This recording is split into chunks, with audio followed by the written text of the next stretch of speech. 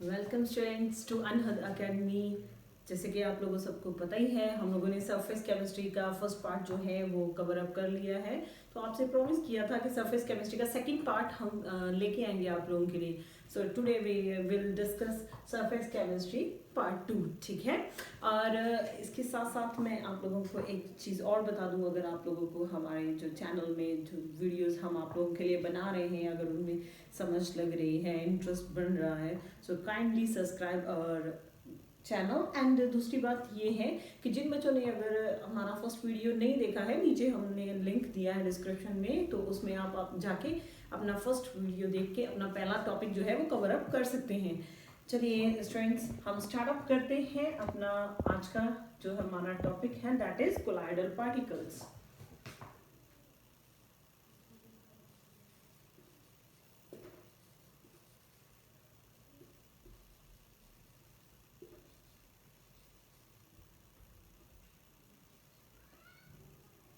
Colloidal particles के बारे में बात करूँ मैं तो यहाँ पे एक बहुत इंपॉर्टेंट टॉपिक जो है वो स्टार्ट हो जाता है स्टूडेंट, और वो है पार्टिकल साइज का। यहाँ पे अगर सोल्यूशन की बात कर लेते हैं तो सोल्यूशन हमारे पास 3 टाइप के रहते हैं।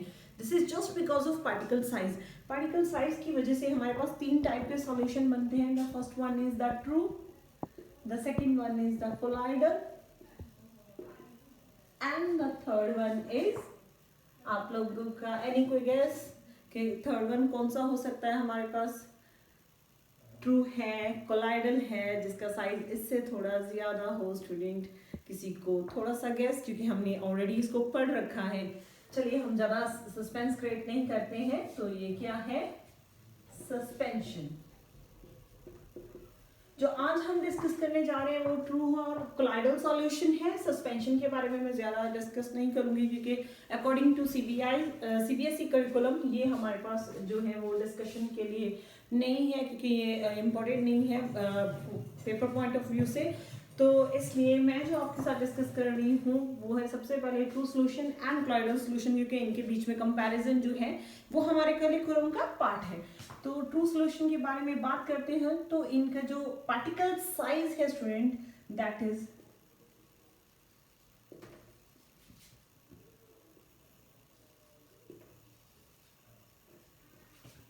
पार्टिकल साइज इसका 1 नैनोमीटर होता है। अगर मैं कोलाइडल जो सॉल्यूशन है उसकी बात करती हूँ तो उसका पार्टिकल साइज जो है वो क्या रहता है?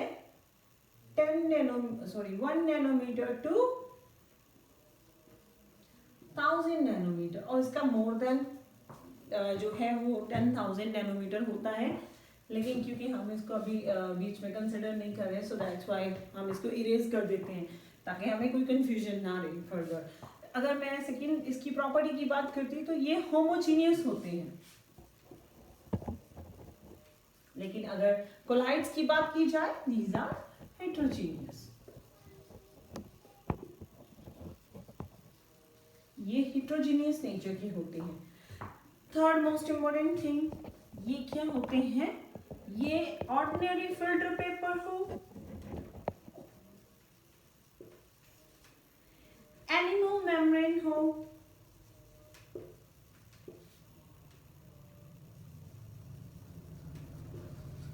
या फिर पार्चमेंट पेपर हो।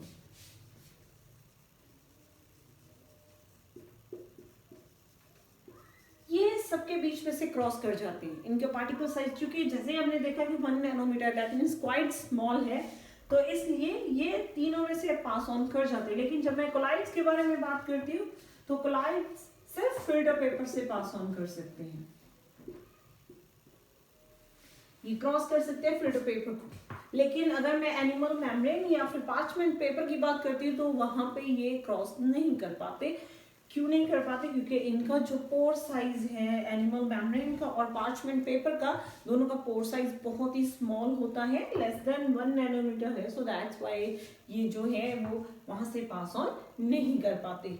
ऑलराइट स्टूडेंट्स, इसकी फोर्थ प्रॉपर्टी है, ये सेटल डाउन नहीं होते बेस पे, not settle down at base.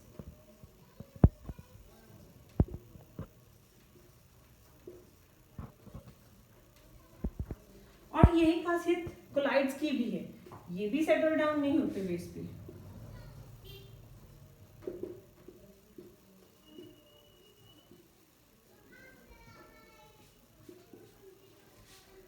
Settle down at base. तो ये भी सेटल डाउन नहीं होते, ये भी सेटल डाउन नहीं होते। ये तो कुछ जो है इनकी इंपॉर्टेंट प्रॉपर्टीज थी कोलाइड्स की और ट्रू सॉल्यूशन की, क्योंकि इन दोनों के बीच में डिफरेंस भी आना हमें बहुत ज़्यादा ज़रूरी है। तो इसके साथ ही हमारा जो है वो फर्स्ट टॉपिक कवर हो गया। इसके बाद हम बात करते हैं dispersed phase and dispersion medium की।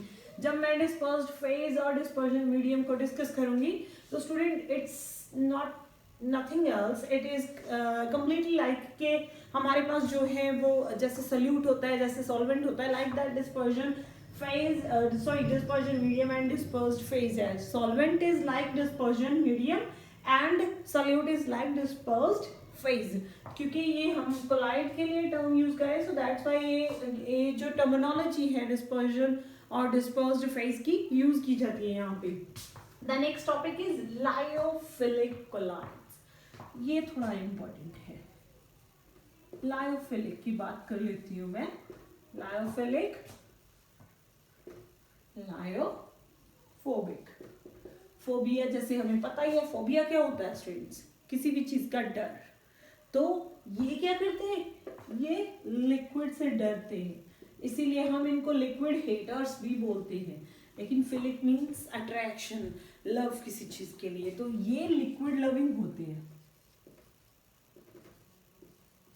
इनको लिक्विड बहुत पसंद है, ये लिक्विड में बहुत आसानी से डिसॉल्व कर जाते हैं। जैसे हम ग्लू की एग्जांपल ले लें, जैसे हम नेचुरल रबर की बात कर लें, ठीक है, हमारे पास ये कुछ पॉलीमर्स भी होते हैं, ठीक है, उनकी बात कर लें तो वो क्या है, उनको डिसॉल्व किया जाता है जब लिक्विड में, तो वो आसानी से डिसॉल्व हो जाते हैं। जैसे वो आसानी से डिसॉल्व हो जाएंगे, क्यों डिसॉल्व हो जाएंगे, क्योंकि वो लिक्विड लविंग है, उनको लिक्विड बहुत अच्छा लगता है। So those are called lyophilic colloids. लेकिन जब मैं लायोफोबिक की बात करती हूँ, इनको फोबिया है, डरते ही, डिसॉल्व ही नहीं होते, ठीक है। जैसे कि मैं किसी मेटल की बात कर लूँ, मेटल सल्फाइड की बात करूँ, जब मैं किसी मेटल सल्फाइड के को लेती हूँ, किसी लिक्विड में डालती हूँ, पर्टिकुलर लिक्विड में, तो वहाँ पे क्या हो जाएगा, ये उसके अंदर डिसॉल्व नहीं होगा। जब ये उसके अंदर डिसॉल्व नहीं होगा तो ये बहुत लंबा टाइम लेगा, बहुत लंबा प्रोसेस जाएगा इसको डिसॉल्व करने में।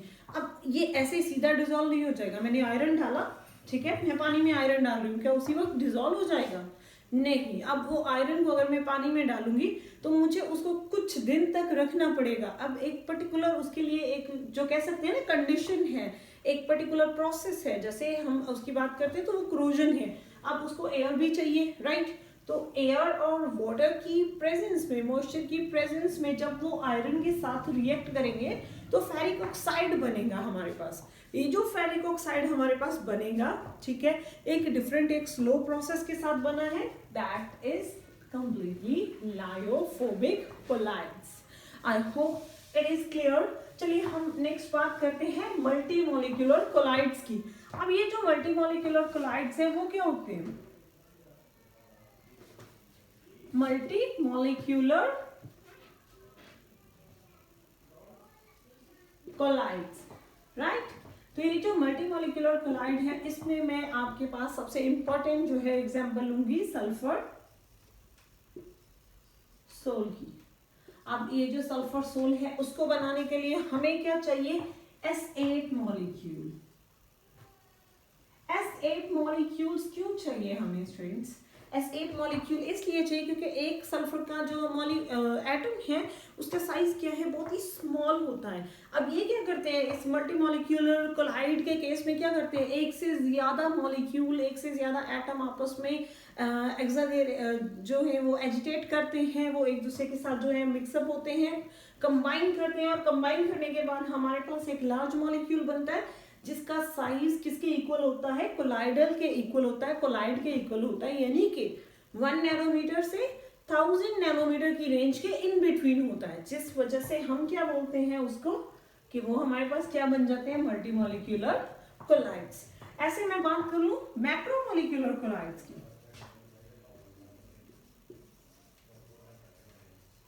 मैक्रो मॉलिक्यूलर कोलाइड्स की मैं बात करती हूँ अगर स्टूडेंट्स, तो उसके नाम से ही क्लियर है, मैक्रो मीन्स लार्ज। और इसमें ज्यादातर एग्जांपल्स हमारे पास कौन सी आएंगी, ज्यादातर एग्जांपल्स आती हैं इसमें हमारे पास पॉलीमर्स की। हमने पॉलीमर्स चैप्टर बी करना है अभी, तो वहां पे आपको पता चलेगा ये पॉलीथीन क्या होता है, ठीक है, ये बुना एस क्या है, बुना एन क्या है। चलिए हम उस टॉपिक पे नहीं जाके इस टॉपिक पे अगर रहते हैं, कंट्रोल रहते हैं, तो मैक्रोमोलिक्यूल्स में हमारे पास पॉलीमर्स जो हैं वो वर्क करते हैं एज अ जो है वो मैक्रोमोलिक्यूलर कोलाइड। ठीक है, उसके अलावा हमारे पास जो रबर है, जो जेलेटिन है, जेल है, ये सारी चीज़ें, प्रोटीन्स है, ठीक है, सुक्रोज है, सेलुलोज है, all these example belongs to macromolecular colloid. चलिए मैक्रोमोलिक्यूलर कोलाइड के बाद में आगे बात करती हूँ उसकी प्रॉपर्टीज की। Properties of colloid, properties of colloid में मैं सबसे पहले आपके साथ जो आज डिस्कस करने जा रही हूँ that is Brownian movement.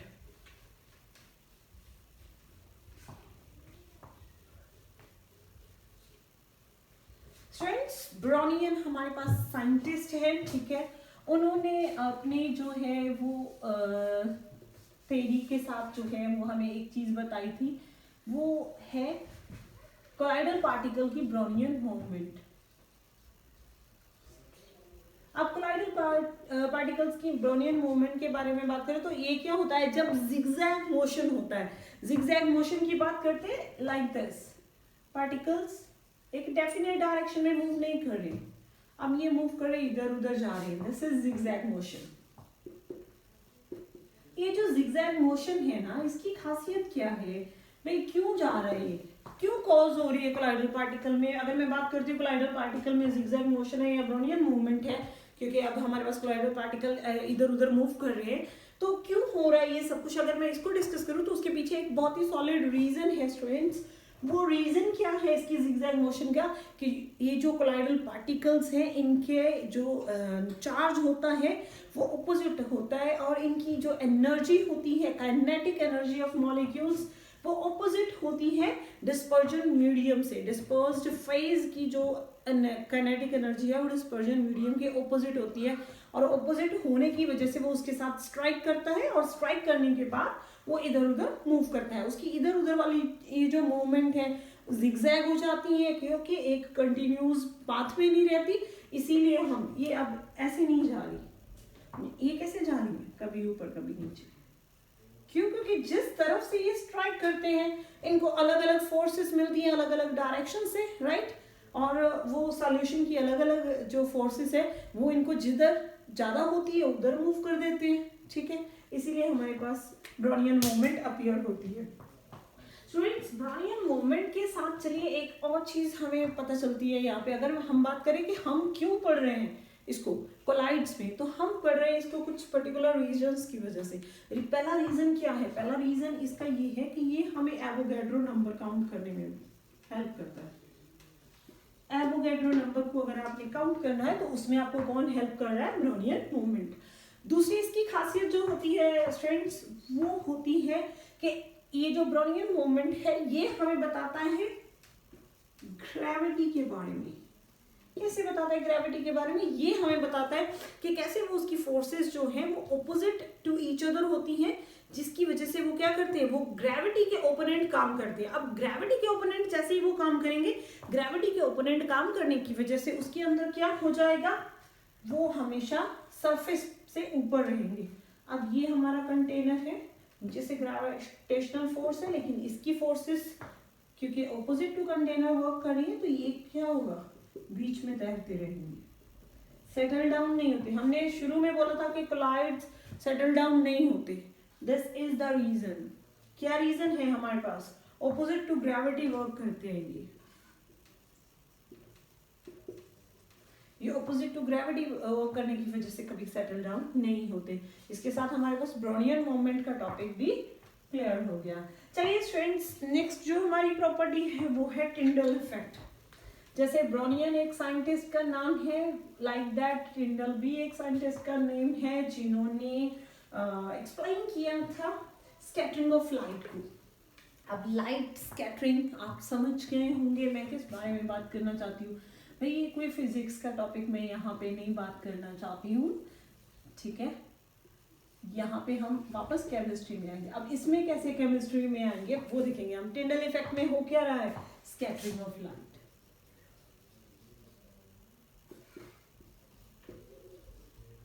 Scattering of light. अब लाइट क्या है, एक कलर की आ रही है, ये हमारे पास एक सॉल्यूशन पड़ा हुआ है, ठीक है।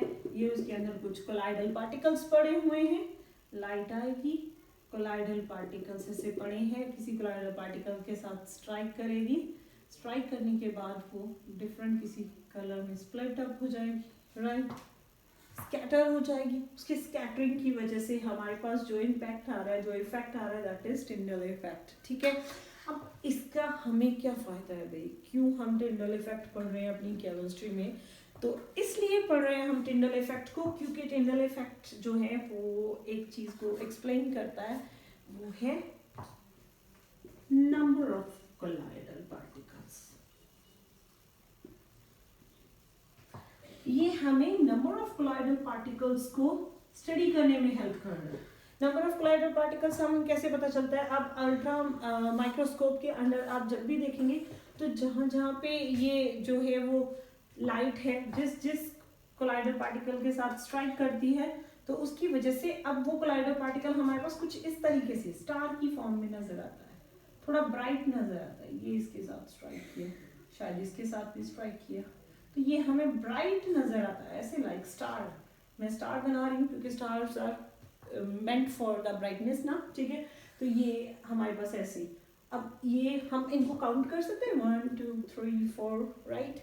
तो यहाँ से हम नंबर ऑफ कोलाइड पार्टिकल्स या कोलाइडल पार्टिकल्स जो है उनको काउंट कर सकते हैं।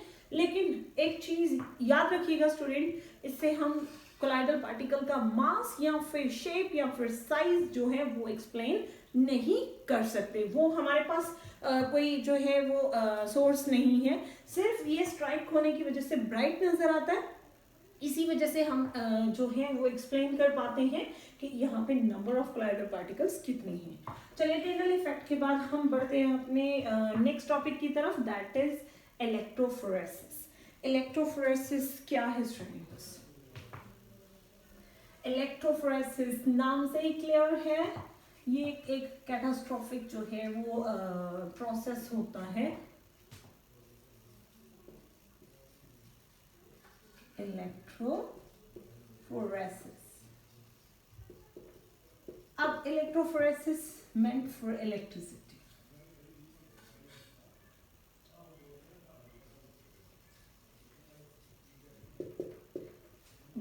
जब कभी भी कोई कोलाइडल सॉल्यूशन इलेक्ट्रिसिटी की वजह से कहीं पे डिफरेंट नजर आता है, हमें चेंज नजर आता है या अलग नजर आता है, ब्रेकडाउन नजर आता है, दैट इज कॉल्ड इलेक्ट्रोफोरेसिस। मैं आपको एक एग्जांपल देके समझाऊंगी।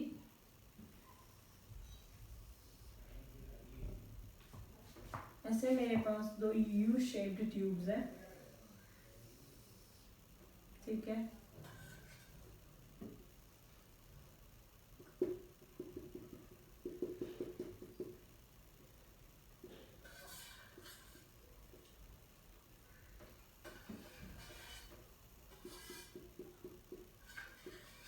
ठीक है, और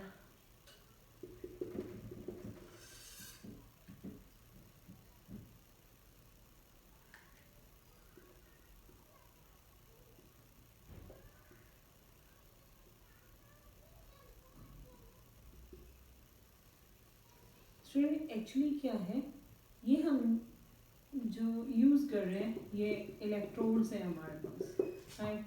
for example this is negatively charged, right. यहाँ पे जो मैं इलेक्ट्रोड यूज कर रही हूँ that is positively charge, this is the cathode and this one is anode, right. तो मैंने एनोड और कैथोड को यूज किया। अब यहाँ पे मेरे पास क्या है, इस वाले केस में इलेक्ट्रोफोरेसिस हो रही है,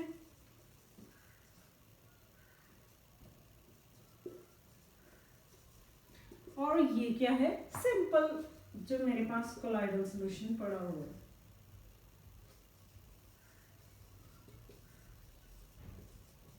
मैंने क्या किया था, यहाँ पे इलेक्ट्रोड्स लगा दी थी, योर द कैथोड, ठीक है।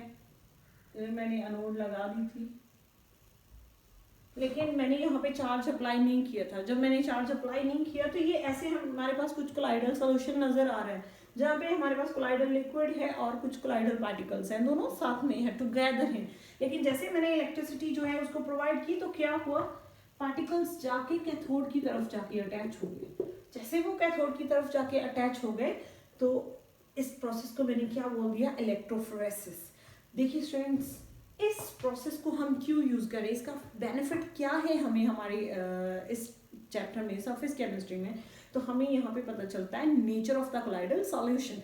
देखिए स्टूडेंट्स, नेचर तो दो ही टाइप की हो सकती है सॉल्यूशन की, इधर इट इज पॉजिटिवली चार्ज और इधर इट इज नेगेटिवली चार्ज। जैसे मैं आर्सेनियम सल्फाइड का एग्जांपल ले लूँ,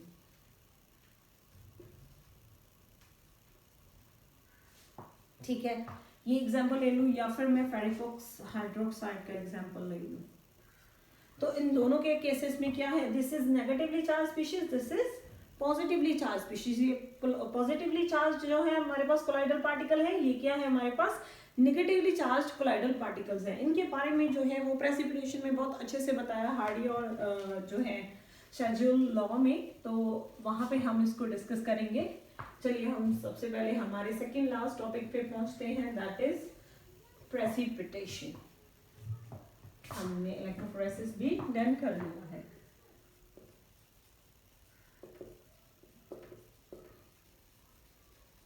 प्रेसिपिटेशन, अब प्रेसिपिटेशन क्या होती है, प्रेसिपिटेशन क्या है, जब कोलाइडल पार्टिकल्स एक दूसरे के साथ जो है वो एग्रीगेट करते हैं और एग्रीगेशन के बाद क्या हो जाता है, एक लंप ऑफ मास जो है हमें मिलता है, अपीयर होता है, उसको हम क्या बोलते हैं, प्रेसिपिटेट्स।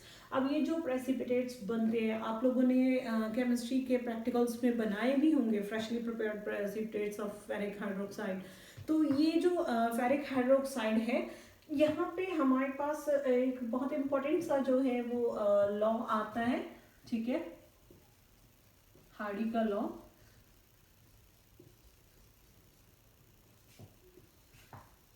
हार्डी शेड्यूल लॉ या हार्डी शेड्यूल, ठीक है, तो हार्डी शेड्यूल जो लॉ है वो क्या कहता है, वो रूल वो क्या कहता है, वो हमें एक चीज बताता है, वो क्या कि जैसे ही प्रेसिपिटेशन होनी है उसके लिए सबसे इंपॉर्टेंट चीज होती है ऑपोजिट चार्ज। चार्ज ऑपोजिट होना चाहिए भाई, चार्ज ऑपोजिट होगा, एक की तरफ पॉजिटिव दूसरी तरफ नेगेटिव, तभी ये काम करेगा, ठीक है, तभी प्रेसिपिटेशंस होंगी, तभी वो एक दूसरे से सेपरेट आउट हो पाएंगे।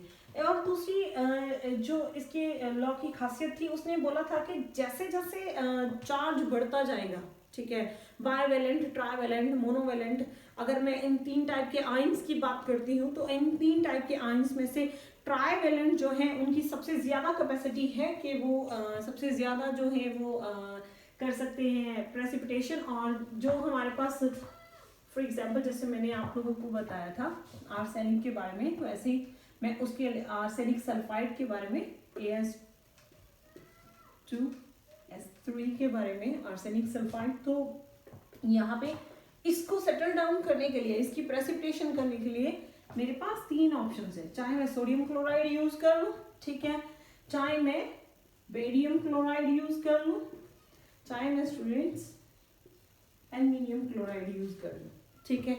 अब इन तीनों का प्रेसिपिटेशन रेट जो है वो अलग अलग है, सोडियम के ऊपर +1 चार्ज है, बेरियम के ऊपर +2 चार्ज है और एल्युमिनियम के ऊपर +3 चार्ज है। This is called trivalent ion, right, this is called divalent और bivalent ion, this is called monovalent ion, ठीक है। अब ये सारे जो आयन हैं इन सब के अंदर एक हमारे पास रीजनिंग क्वेश्चन आते रहते हैं, तो रीजनिंग क्वेश्चन में ये अगर आता है कि इनमें से कौन जो है वो सबसे अच्छी प्रेसिपिटेशन करता है या सबसे फास्ट, क्यों एल्युमिनियम क्लोराइड जो है वो फास्टर प्रेसिपिटेशन करता है रेदर देन सोडियम क्लोराइड, तो क्यों करता है, जितना ज्यादा चार्ज होगा, हार्डी ने हमें बोला था कि जितना ज्यादा चार्ज होगा उतनी ज्यादा प्रेसिपिटेशन होगी, तो ट्राइवेलेंट है तो सबसे ज्यादा प्रेसिपिटेशन, बाइवेलेंट की उससे कम और मोनोवेलेंट की सबसे कम, ठीक है। तो प्रेसिपिटेशन भी क्लियर हो गया, तो चलिए आज हम अपने लास्ट टॉपिक की तरफ बढ़ते हैं, द वन इज इमल्शंस। चलिए स्टूडेंट्स, इमल्शंस के बारे में बात करते हैं। तो इमल्शन क्या होती है?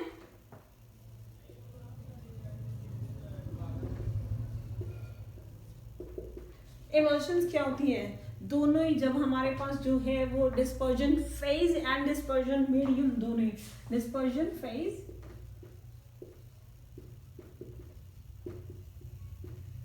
Plus dispersion medium